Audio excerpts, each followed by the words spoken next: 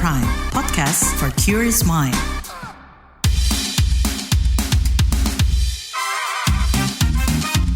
What's Trending KBR Pagi, siaran pagi radio paling update. KBR Pagi, siaran pagi radio paling update. Selamat pagi, apa kabar kalian semua di hari Kamis 8 Februari 2024. Bersama saya Lea Baneza di What's Trending KBR Pagi pastinya. Masalah kesehatan yang terlewatkan oleh paslon Pilpres 2024. Itu bakal kita obrolin pagi ini. Tanpa tubuh yang sehat, seseorang akan kesulitan menjalani aktivitas sehari-hari. Namun beberapa penyakit seperti infeksi saluran pernapasan akut ISPA, diare, diabetes, stroke, jantung, sampai kanker masih mengancam di Indonesia.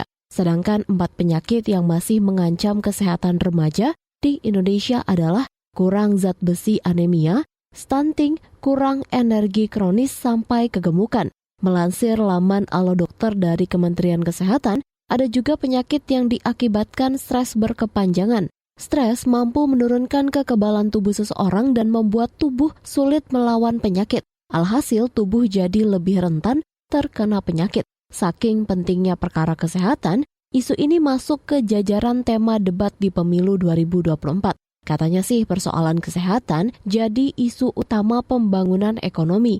Lantaran sistem kesehatan yang berkelanjutan mampu meningkatkan kualitas hidup dan produktivitas. Tapi, apakah pembahasan, gagasan, visi dan misi calon presiden masa depan di Indonesia sudah cukup tepat menjawab persoalan yang ada? Kita bahas setelah komen netizen plus 62 berikut ini.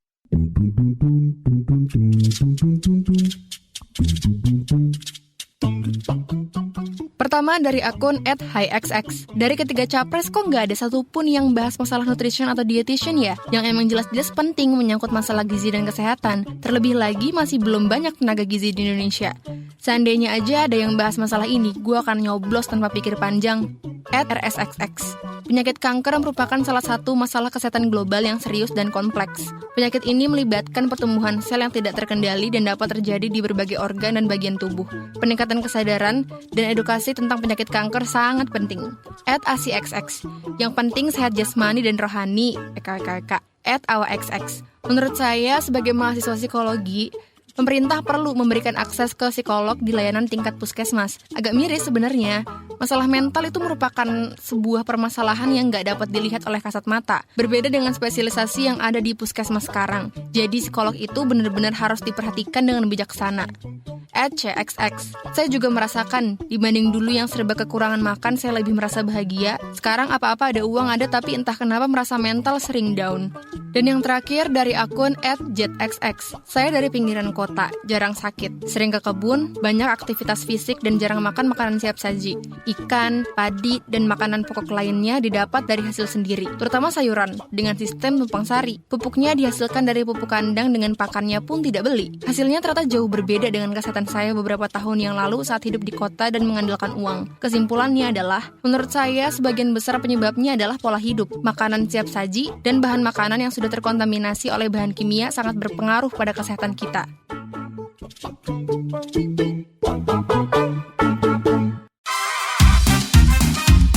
What's Trending KBR Pagi, siaran pagi radio paling update. Sebelum membahas kesehatan apa saja yang luput dari gagasan ketiga capres-cawapres di pemilu 2024, kita dengarkan dulu gagasan dari capres nomor urut 1, Anies Baswedan. Anies mengatakan pembangunan kesehatan masyarakat di Indonesia mesti didukung infrastruktur yang memadai, bukan hanya rumah sakitnya, tapi fasilitas berjalan kaki hingga bersepeda bagi masyarakat. Bahwa salah satu persoalan utama adalah pusat kesehatan masyarakat kita saat ini diarahkan terlalu fokus pada hal-hal yang sifatnya kuratif. Lalu urusan kesehatan seakan menjadi urusan Kementerian Kesehatan dan Dinas Kesehatan saja. Dan salah satu masalah utama adalah banyak yang disebabkan oleh pola hidup yang tidak sehat. Karena itu kami melihat yang disebut sebagai promotif, preventif, kuratif ini harus seimbang. Jadi kesehatan itu harus lintas sektoral. Kami pernah lakukan ini di Jakarta. Yang kita kerjakan misalnya membangun air bersih misalnya di Kepulauan Seribu supaya mereka dapat air yang sehat. Yang kedua membangun taman-taman, membangun jalur sepeda, kemudian membangun trotoar, membuat orang berjalan kaki, festival olahraga. Jadi unsurnya adalah lintas sektoral supaya dana itu bukan hanya pada dinas kesehatan, tapi pada semua bidang yang terkait dengan preventif promotif. Lanjut ke Capres nomor urut 2 Prabowo Subianto yang menyoroti persoalan kurangnya dokter. Menurutnya, kurangnya tenaga dan ahli kesehatan menjadi masalah penanganan penyakit-penyakit di Indonesia. Tak lupa dia mengatakan menjamin makanan-makanan sehat bagi anak-anak dan ibu-ibu dianggap penting. Jadi saya lebih ke arah solutif langsung dan cepat. Masalah kesehatan di Indonesia adalah kurangnya dokter. Kita kurang 140.000 dokter. Itu utama. Bayangkan kalau ada yang kena stroke atau serangan jantung, 2 sebab yang paling besar kematian. Di beberapa kabupaten tidak ada spesialis jantung atau spesialis stroke. 2, tidak ada perlengkapan yang memadai. CT scan, PET scan, jarang ada di kabupaten. Ini harus kita atasi dan ini bisa kita atasi. Jadi solutifnya demikian. Dan yang paling penting dalam preventif adalah makan bergizi untuk anak-anak dan ibu-ibu yang melahirkan. Makan bergizi ini meningkatkan daya tahan, imunitas, mencegah penyakit. Ini adalah strategis sekali. Makan bergizi untuk anak-anak Indonesia. Nah, kalau Capres nomor urut 3 Ganjar Pranowo mengatakan kesehatan mesti dibangun dari pengetahuan dasar masyarakat di Indonesia, baru merambah ke fasilitas, anggaran dan aturan di tataran negara, termasuk menjamin memberikan pelayanan kesehatan yang maksimal dan hiburan bagi rakyat. Mesti preventif dan promotif mesti diwujudkan dalam bentuk kepengetahuan kita terhadap kesehatan minimal untuk kita sendiri. Berolahraga, makan sehat, hidup bersih sehat, saya kira itu yang paling baik. Maka pada tahap berikutnya barulah kemudian kita memberikan fasilitas kesehatan sampai ke desa-desa seperti tadi saya sampaikan, Saskes, 1 Nakes. Hanya memang ketika undang-undang sebelumnya mengatur bahwa ada persentase dari anggaran untuk diberikan, terpotong kemarin. Rasanya ini mesti dikembalikan. Angka 5-10% menjadi angka yang bisa memastikan dalam politik kesehatan kita layanan itu akan jauh bisa lebih baik. Namun ingat, kalau kita bicara angka harapan hidup, maka terhadap mereka mesti mendapatkan layanan kesehatan baik, mereka mesti mendapatkan hiburan yang baik, budayawan juga bisa membantu mereka untuk bisa membahagiakan mereka. Isu-isu apa saja yang terlewatkan di gagasan dan debat Pilpres 2024 soal kesehatan? Ada catatan nih dari CEO dan founder Center for Indonesian Strategic Development Initiative, CISDI, Dia Satyani Saminarsi, mulai dari sistem kesehatan sampai produk kesehatan. Jadi masalah kesehatan seperti diabetes atau penyakit jantung hanya dilihat dari, dia orang tersebut, individu ini kurang olahraga, kurang makan sehat, kurang menghindari produk berbahaya.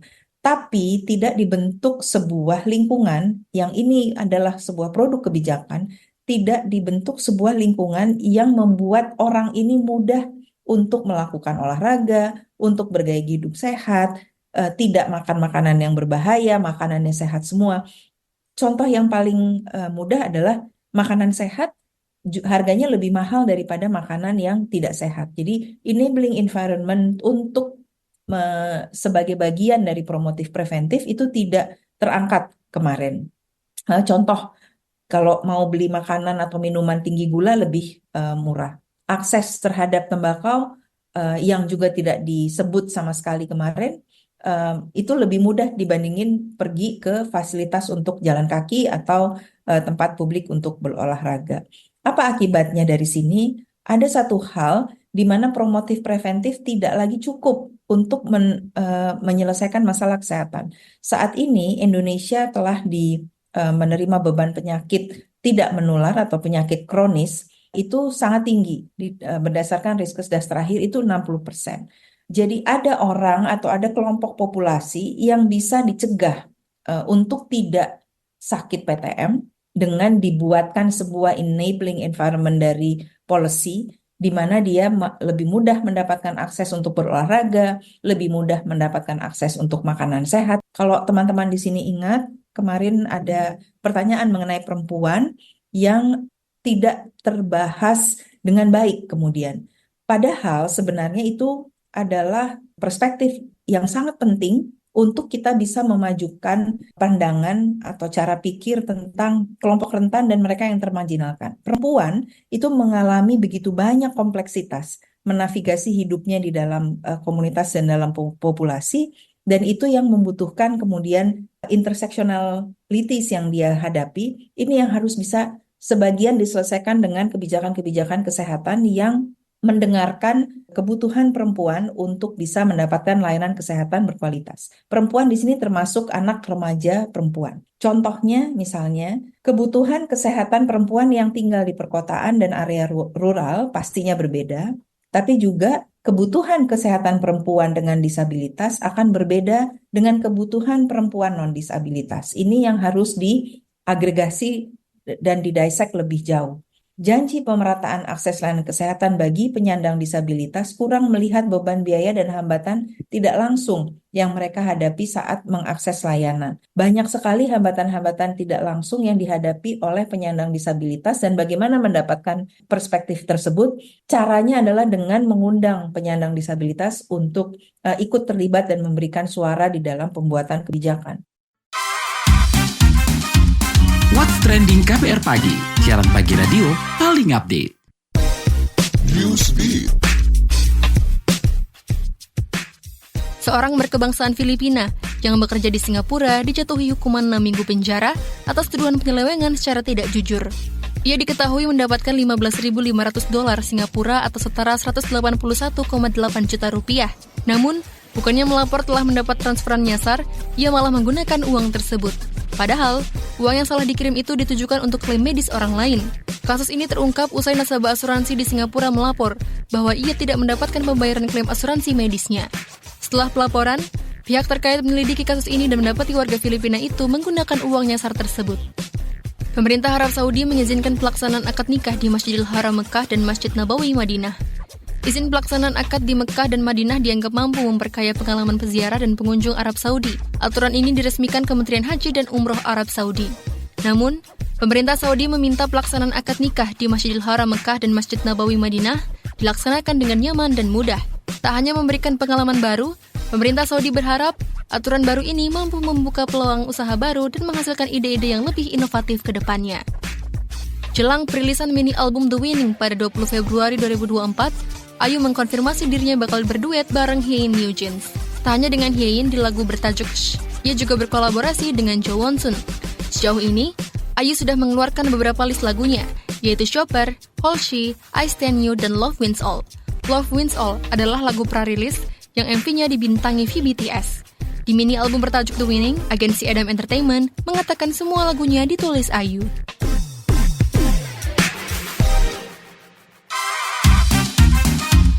What's Trending KBR Pagi, siaran pagi radio paling update.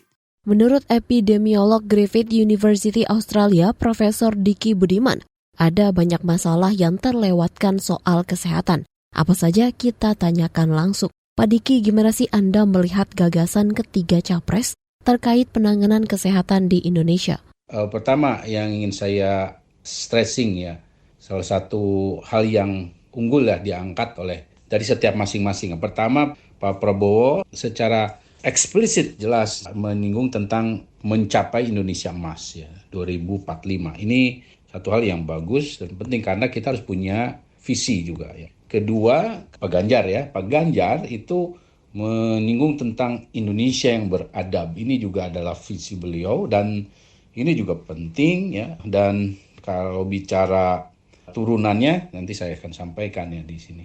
Ketiga, ya Pak Anies ya menyinggung tentang ketimpangan ya, atau ketidakadilan. Ini juga hal yang penting.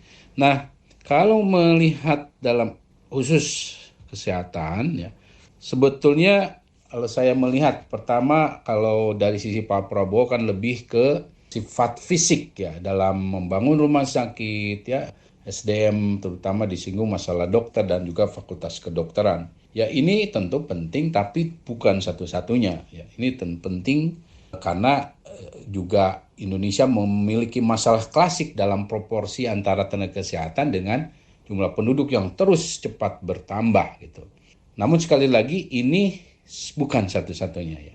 Karena ada isu-isu lain yang juga harus diadres dalam konteks pembangunan seperti ini, yaitu adanya tadi yang juga disinggung oleh Pak Anies, misalnya ketimpangan ya antara Barat dan Indonesia Timur, misalnya antara kota dan daerah, antar kepulauan dan juga bukan kepulauan dan lain sebagainya. Kedua, Pak Ganjar ya menyinggung tentang program prevention atau pencegahan yang di sini difokuskan bahwa ada penguatan di desa. Ini juga sangat penting ya. Ini sangat penting karena desa adalah dasar ya. Tanpa penguatan di level lokal, ya bagaimana kita bisa kuat di levelnya nasional atau bahkan regional gitu. Dan ini tentu penting ya, penguatan antara lain puskesmas dan isinya ya. Isinya itu artinya SDM-nya yang juga ada, yang ditunjang dengan juga daya dukung lain, obat dan lain sebagainya. Nah, ini penting. Ketiga, Pak Anies ya juga menyinggung tentang masalah bahwa orang sakit ya harus bisa mendapatkan layanan dengan cepat gitu. Jadi ini tentu satu aims ya atau tujuan yang baik, namun tentu harus ada kejelasannya nanti seperti apa programnya ya. Dan juga ini disinggung masalah kesehatan mental dan juga kekerasan seksual. Ini dua isu yang terutama mengemuka ya, terutama juga di 2-3 tahun terakhir ya sangat meningkat. Ini juga hal yang perlu dijadikan perhatian. Lalu ada nggak sih Pak yang belum disoroti dari ketiganya gitu? Ya, hal yang terlewatkan sebetulnya relatif cukup banyak dari ketiga calon ini ya, karena begini. Bicara pembangunan kesehatan, kita tentu harus juga merujuk pada strategi atau pedoman yang disampaikan juga Badan Kesehatan Dunia. Antara lain adalah bahwa kalau bicara teknologi digital segala ada building blocks dari WHO yang jelas jadi patokan.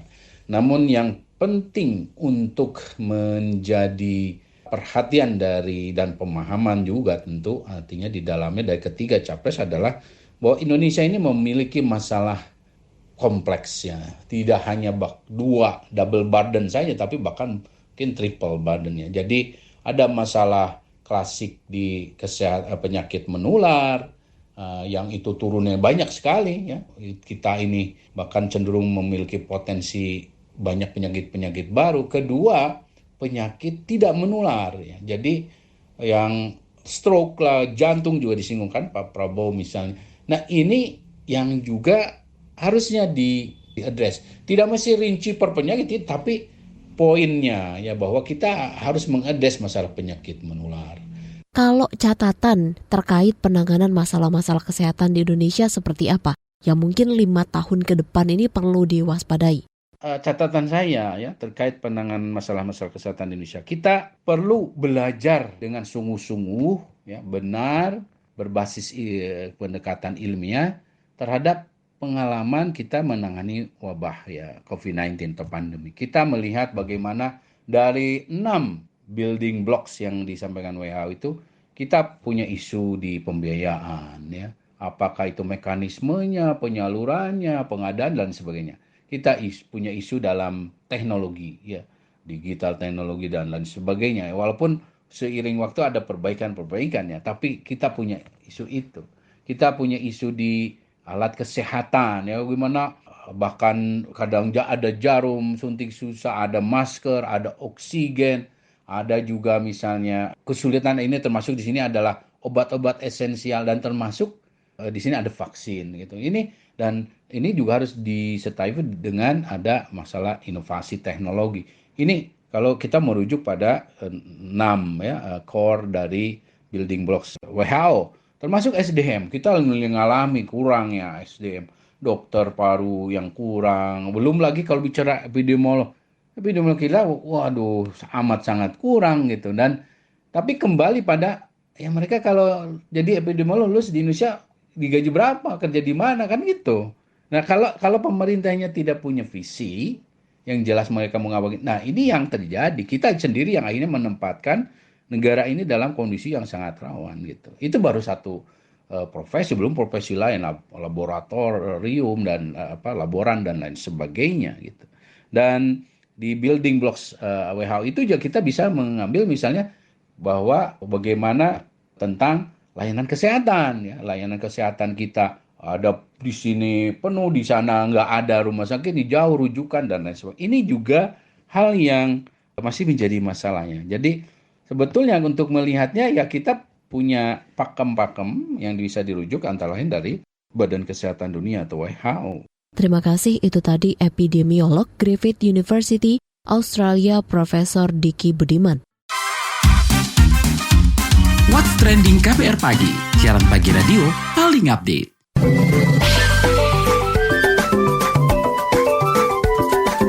WhatsApp Indonesia. WhatsApp Indonesia kita mulai dari Bengkulu.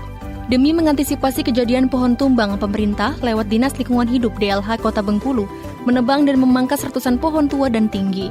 Kepala DLH Kota Bengkulu Ridwan mengatakan, pemangkasan pohon-pohon sangatlah penting di tengah cuaca ekstrim. Ini dikarenakan pohon yang terlalu tinggi dan sudah tua rentan tumbang saat bencana dan cuaca buruk melanda. Meski perawatan dilakukan sehari-hari, DLH Kota Bengkulu mengaku perawatan lebih diintensifkan lantaran ancaman cuaca buruk semakin meningkat di wilayahnya. Ridwan berharap pemangkasan pohon-pohon tua dan terlalu tinggi mampu menurunkan risiko pohon tumbang dan kecelakaan. Selanjutnya menuju Sumatera Utara. Presiden Joko Widodo mengeklaim tidak akan berkampanye sepekan menjelang pemungutan suara pemilu 2024. Ia ingin menegaskan kembali pernyataan sebelumnya, bahwa Presiden memang diperbolehkan undang-undang untuk kampanye dan sudah menunjukkan bunyi aturannya. Tapi kata dia, jika ditanya apakah dirinya akan berkampanye, ia menjawab tidak akan berkampanye. Klaim tak akan berkampanye ini dikatakan dalam keterangan pers di Gerbang Tol 50 Kabupaten Batubara, Provinsi Sumatera Utara, Rabu 7 Februari 2024. Dalam kesempatan tersebut, Jokowi mengajak seluruh masyarakat memberikan hak pilihnya dan datang ke tempat pemungutan suara TPS pada 14 Februari 2024. Jokowi juga menegaskan seluruh ASN, TNI, Polri, hingga Badan Intelijen Negara (BIN) harus netral dan menjaga kedaulatan negara. Selain itu, kata dia KPU, Bawaslu, dan seluruh jajaran sampai ke daerah juga harus profesional dan memastikan integritas pemilu supaya suara rakyat benar-benar berdaulat.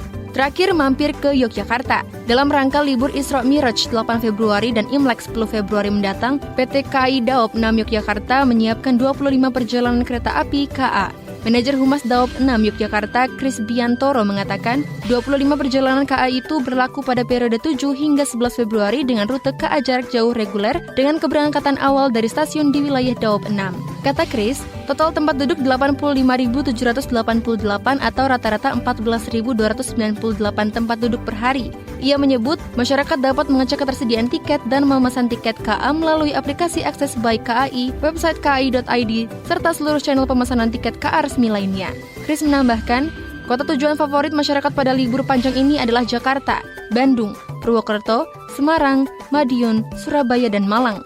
Selain itu, masyarakat dapat memanfaatkan berbagai KA keberangkatan awal dari stasiun Daop 6 seperti Lodaya, Sancaka, Mataram, Progo, Gajah Wong, Bengawan, Bogowonto, dan lainnya.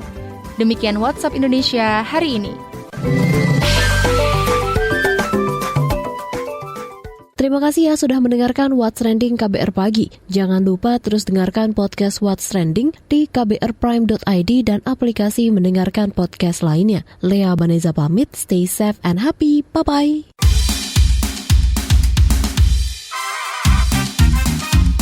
What's Trending KBR Pagi, siaran pagi radio paling update.